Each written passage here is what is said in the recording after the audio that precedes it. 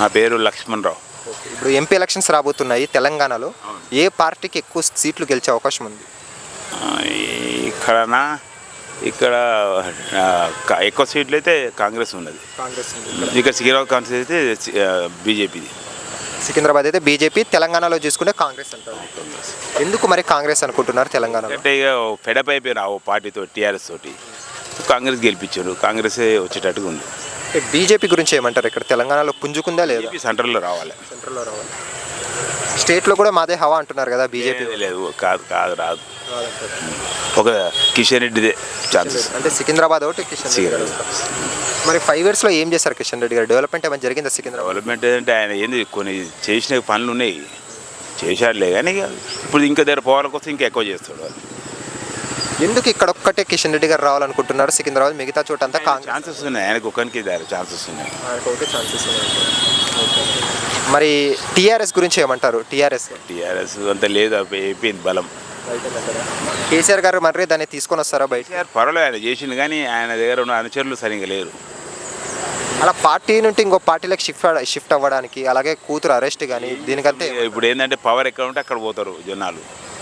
అది సెంట్రల్లో ఎవరు అనుకుంటున్నారు? మోడీ వస్తారు. ఎందుకు మరి మోదీ గారు అనుకుంటున్నారు? అంటే మోదీ గారికి ఓటు వేయాలని ఎందుకు అనుకోవాలి? మోడీ గారు ఏంటి, ఆయన ఒకటి కరప్షన్ లేదు, బాగా చేస్తాడు, కొన్ని ప్లాన్స్ మంచిగా ఉంటాయి. అది అంటే గ్యాస్ బిల్లులు, పెట్రోల్ ఇవన్నీ రేట్లు పెరిగాయి కదా బీజేపీ పరిపాలన. అవును, పెరిగాను అంటే పెరుగుతాయి తగ్గుతాయి. పెరిగాను కదా, కానీ ఆయన ఒక్కడే పెంచలేదు కదా. అక్కడ క్రూడ్ ఆయిల్ పెరిగితే పెంచుతూ ఉంటారు. బీజేపీ అనేది సెక్యులర్ పార్టీనా లేకుంటే ఒక మతతత్వ పార్టీనా? చాలా మంది అంటారు అంటుంటారండి. అది మనకైతే తెలియదు, కానీ సెక్యులర్ పార్టీ కదా, ఏమి కాదు, సెక్యులర్ పార్టీ అంతే. సార్ 400 seats అంటున్నారు మోదీ గారు, మరి సాధ్యం అవుతుంది? రావచ్చు, వస్తాయి వచ్చు. కానీ సౌత్లో బీజేపీకి అంతగా లేదు కదా. సౌత్లో అంటే ఎట్లా చెప్పగలుగుతాం, కానీ ఏం కొద్దిగా తక్కువ ఉంది, కానీ పుంజుకుంటుంది.